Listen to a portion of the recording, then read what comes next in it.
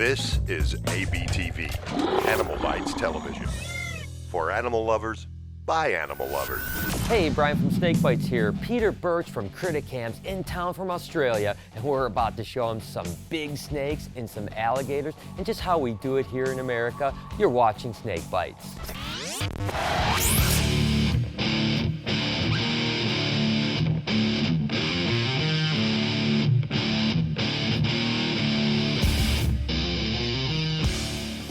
Pete, what's going on, brother? Brian, how are you, man? Good, man. Good to have you here, dude. Thanks for having me, man. I know, it's awesome you came all this way. I tell you, I know you do a ton of stuff in Australia. You work with scrubbies and all the big pythons, small pythons, the lapids. I want to give you an experience today that is basically something you're only going to get out of Australia, and that's the big snakes. All right. What do you think? What do you got in mind? What are we out for? All right, so first off, we have to clean a handful of cages. Later on, we're gonna feed some stuff so you can feel the power of these guys. But first off, we just gotta get some of these animals out, clean them up, make them look pretty good. We're gonna start with my biggest snake right down here, a tiger. She sometimes has a little bit of an attitude, so why don't you grab a side over here. We'll open her up first. The big snake. Oh So, yeah, look at that. I really only have one question for you. Yeah? You want the head or the tail?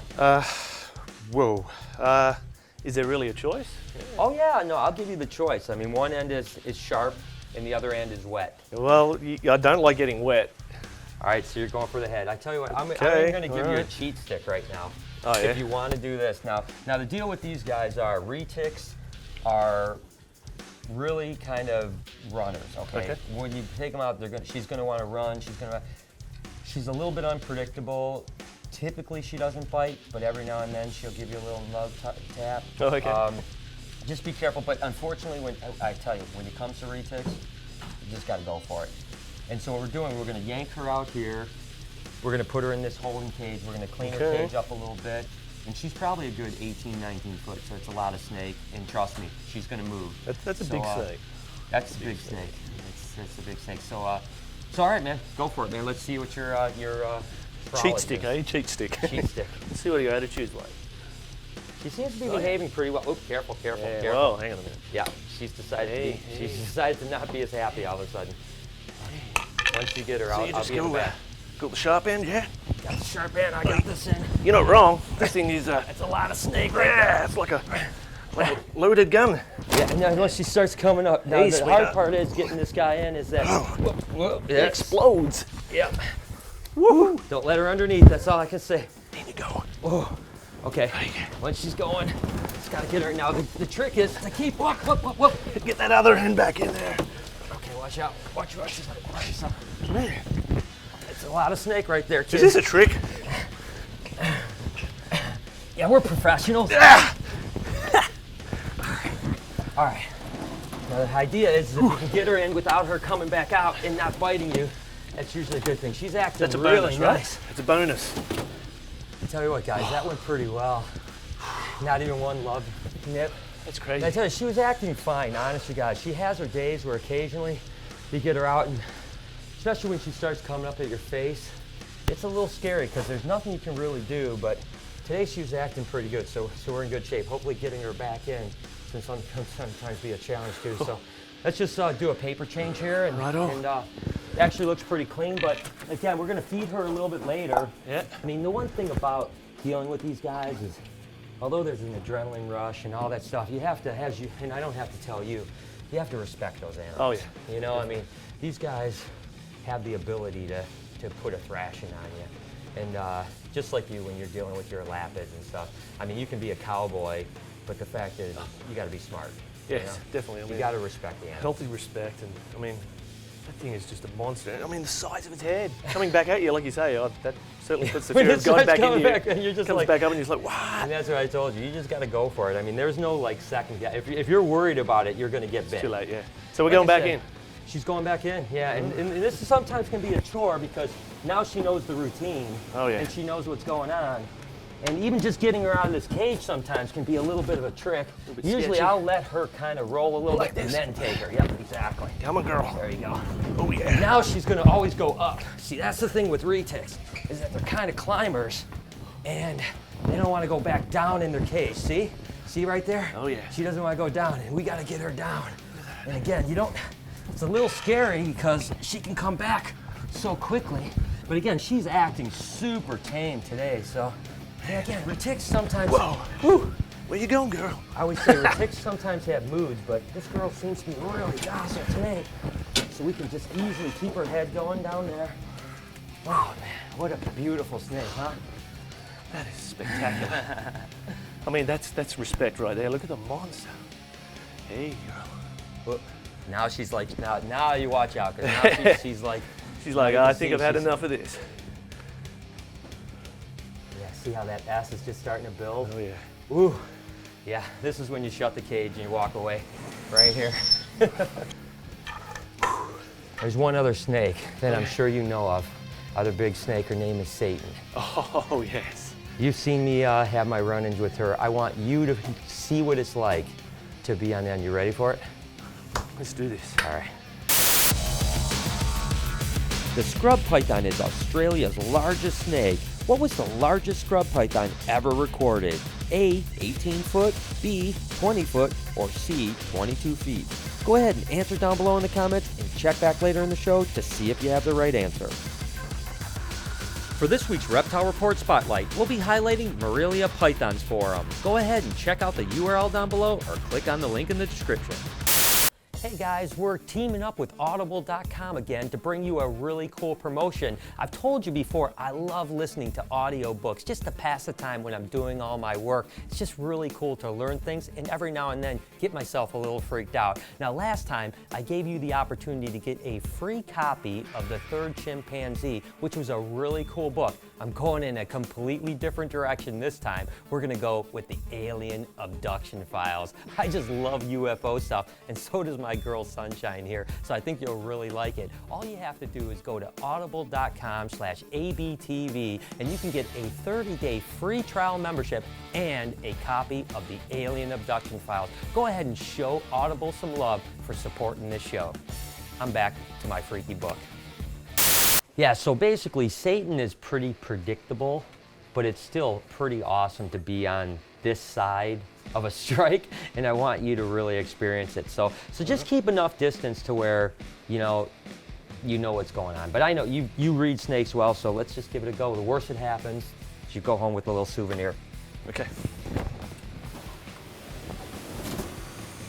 Okay. Yep, now she sees you. Now she sees you. Whoa. Hello, Hi. Mama. Hey, baby. Yeah, well, she's a little bit feisty. She just wants to come out and give you a little kiss. Hey, sweetheart. Come on, girl. Come on, girl. So I guess this one's a fun event. This is really good. Fortunately, we just cleaned Satan, so I don't think we have to take her out unless you just want to. Well, why not? We're here. We can We'll give her a little walkabout? We'll give her a play. Okay, so basically what you have going on here, see how she's turning back towards you. She's ready for round two. Yep. She's starting to see me a little bit too, which is not a good thing. But we'll just kind of tap her over here, get her a little more focused on you. Yeah. And basically what normally we do with this girl is because she's so predictable, usually we can get her to strike again. Let's see where she goes. Come on, girl. Yeah, there we go. And then once she strikes again, she's pretty much tuckered out. Yeah. So here, you take the business side. All right, we'll give her a little walk. Whoop, whoop. She's looking at me. Hey, whoa. Hey now, girl. You keep pointing it back at me. That doesn't seem right. So as you can see, once you got her out, she's a little more predictable. Yeah. And she's not as bad. But what you don't ever want to do with this girl is get her on the ground.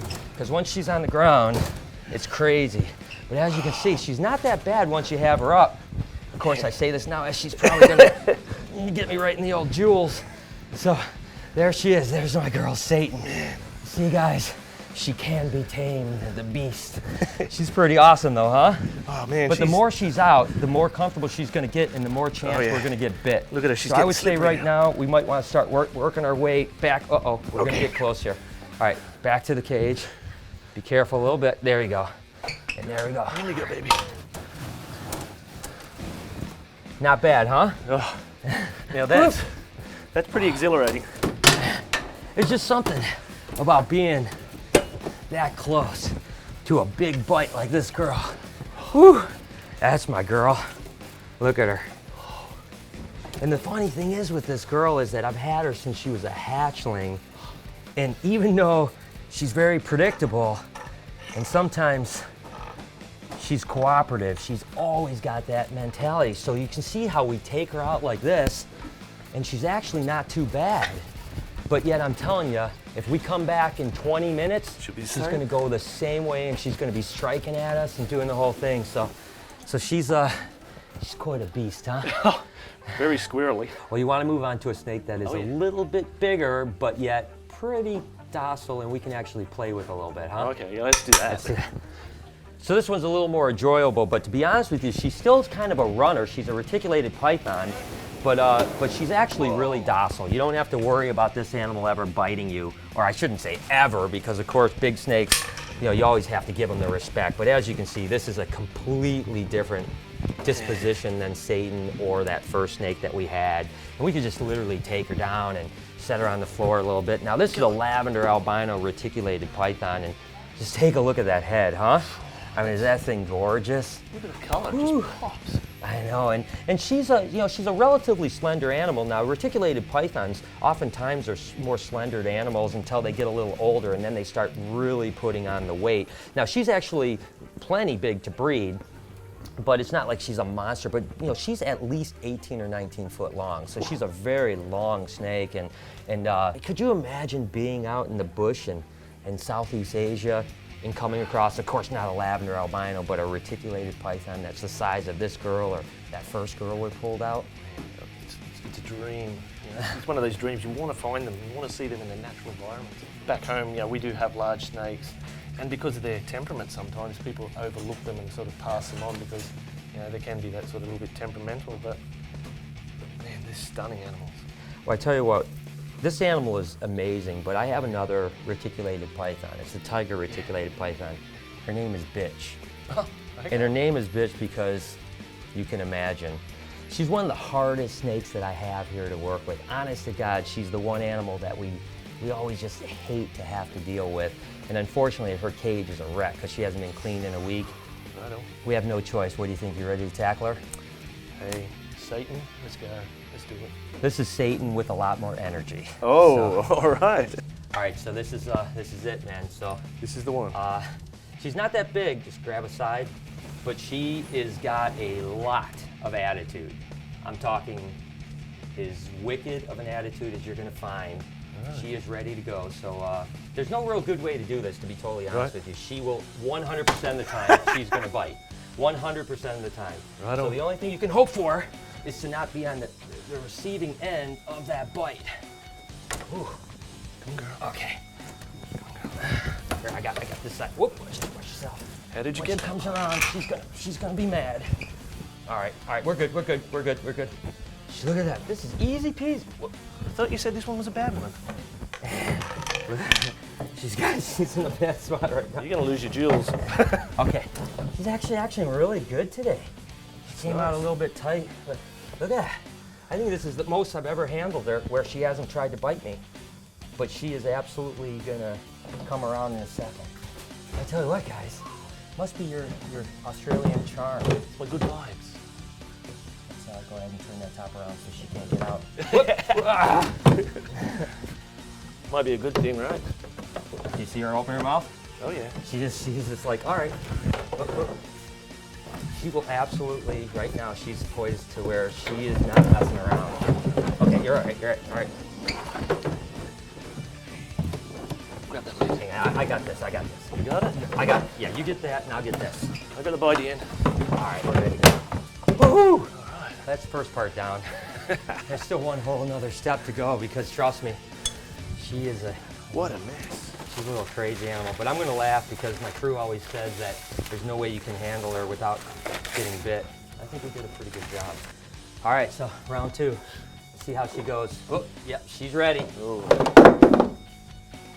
I don't even know how to go about getting her right now. You're going to have to go on that end because anywhere I go over here, I'm getting bit. Flip the sharp end up. Yep, there we go.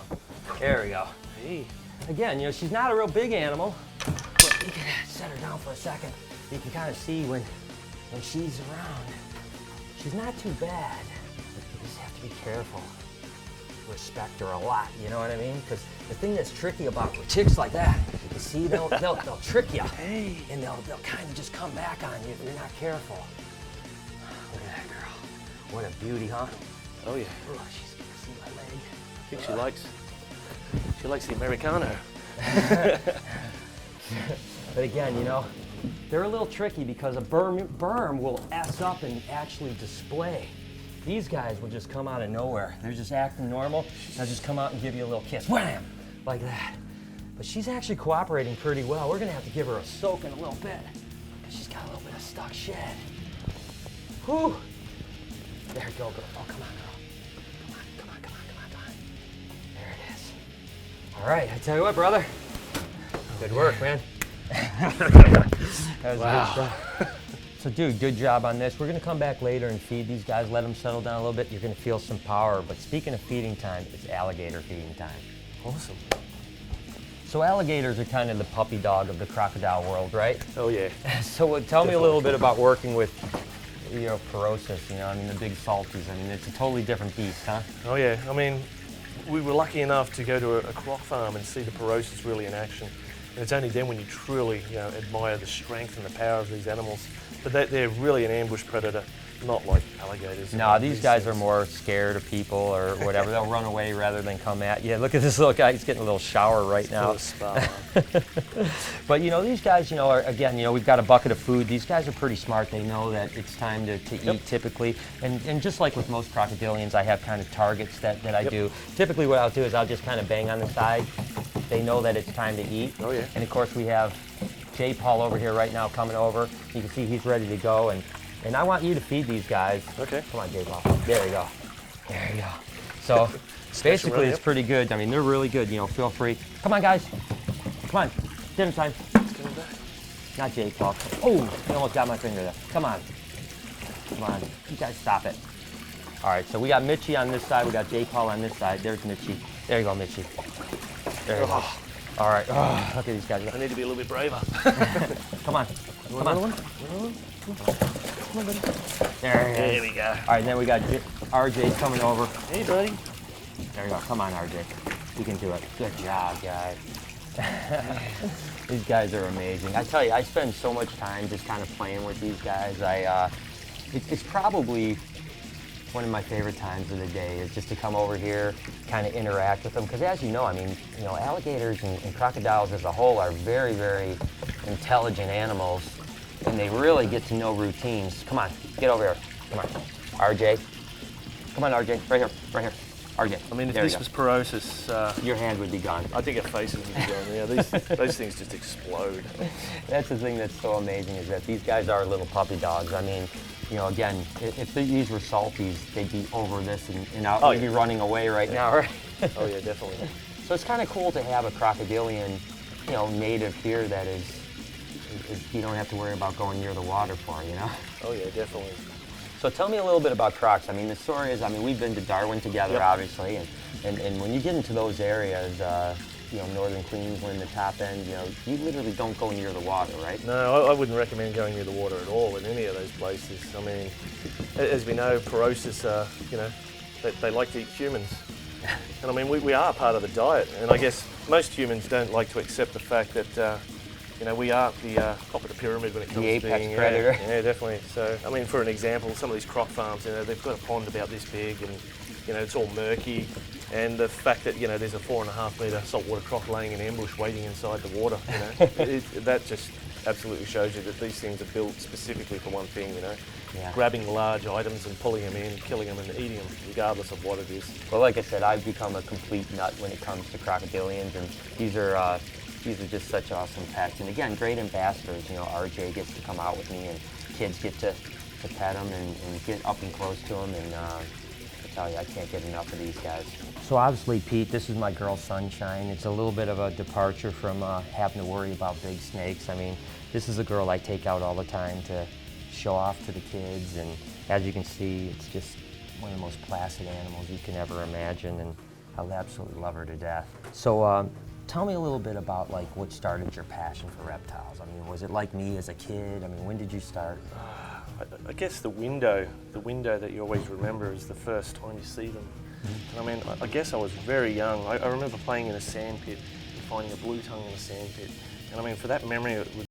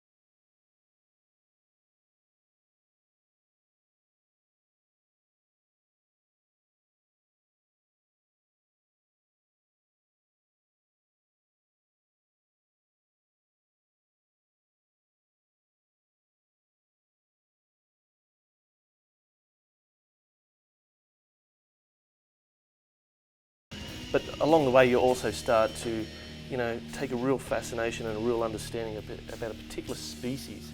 You know, and as you said, you know, Antaresia, one of the smallest python species in the world, really caught my eye.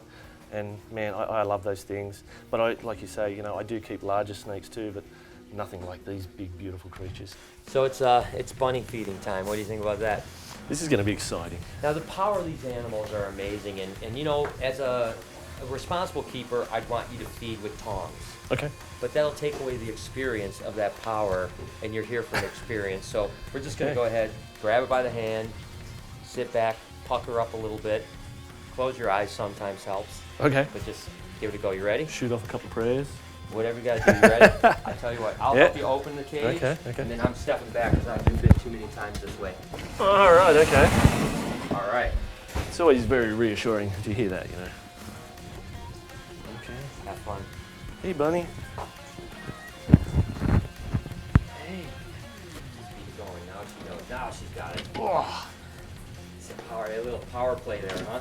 man, that thing is... I'd hate to be on that end. That's insane. I mean, and you know, the one thing you could go in here, just feel the tightness of that coil. You know what I mean? They're just like, it's like, she's gonna squeeze. There's no way you ever get that rabbit away from her whatsoever. Now, Satan is basically the same as always. She's gonna, you know, bluff at first. She's gonna do a little bit of striking, and then when she realizes that you're actually feeding her, she's gonna realize that it's time to eat. So you know, just go ahead, grab a rabbit. And as soon as she smells it and goes, oh, this isn't, I don't have to bite it, this is actually food. You know, she's a little bit of a chore to feed. Hey, baby. There you go. There you go. No, there you go. And there she is. Now this is the part I didn't tell you about. Getting it back in? Yeah, because basically what happens is because she's in such a short cage and that's where she feels comfortable, you have to sometimes just kind of wait for her to calm down and then you can push her back. Oh. Now it's very important to make sure you always kind of keep an eye on it while you're feeding other animals because it's pretty easy for her to get done and then come right out after you. So. Oh, okay. But, let's see if we can get her maneuvered a little bit, but a lot of times there's nothing you can do but just wait her out. Oh yeah, she's tying up into a ball. So yep. Oh. Yep. Just leave her be. She's good.